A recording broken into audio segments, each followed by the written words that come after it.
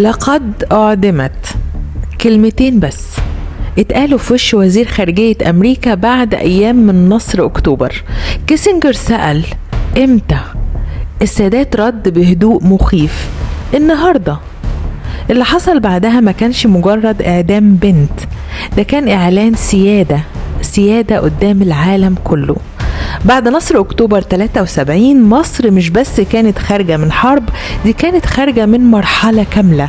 جيش عبر وأرض رجعت ودولة بتعيد رسم مكانتها. في التوقيت ده وصل هنري كيسنجر وزير خارجية الولايات المتحدة في زيارة حساسة جدا. الهدف المعلن ترتيبات ما بعد الحرب، لكن في اجتماع مغلق في أسوان دخل موضوع ما كانش حد متوقعه. كيسنجر نقل رسالة شخصية من جولدا مائير رئيسة وزراء إسرائيل. الرسالة مش عن سيناء ولا عن وقف إطلاق النار، الرسالة عن بنت اسمها هبة سليم. هبة سليم كانت شابة مصرية درست في فرنسا واتفتحت قدامها أبواب المجتمع الغربي. هناك وقعت في فخ واحد من أخطر أجهزة الاستخبارات في العالم، الموساد.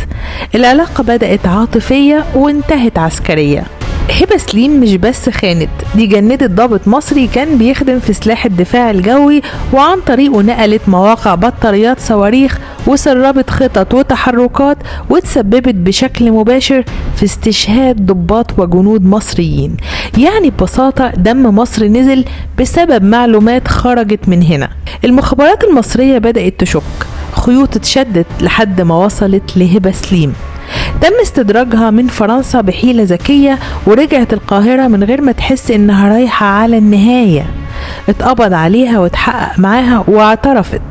القضية دخلت محكمة عسكرية والحكم كان واضح: الإعدام شنقا. وهنا دخلت السياسة. إسرائيل اتحركت وأمريكا اتحركت، وجولدا مائير شافت إن اللي اتعدم دي بنت وممكن الحكم يتخفف خصوصا بعد الحرب وفي جو مفاوضات. فكان الطلب تأجيل، تخفيف، أو على الأقل تفاوض. كيسنجر نقل الطلب وهو متوقع نقاش طويل. السادات سمع الطلب للآخر، ما انفعلش، ما رفعش صوته، ما خطبش، ابتسم وقال بهدوء قاتل: لقد أعدمت. كيسنجر اتلخبط، اتعدمت ازاي وامتى؟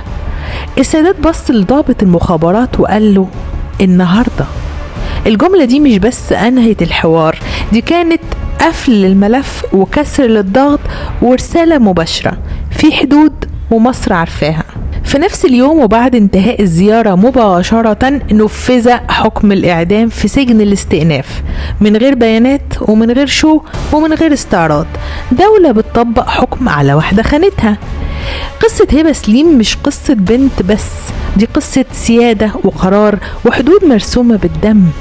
السادات ما قالش ندرس نراجع نشوف الظروف، قال اتعدمت والرسالة وصلت. اللي يخون مصر ما يتحطش على طاولة تفاوض، حتى لو اللي قاعد قدامك أمريكا نفسها.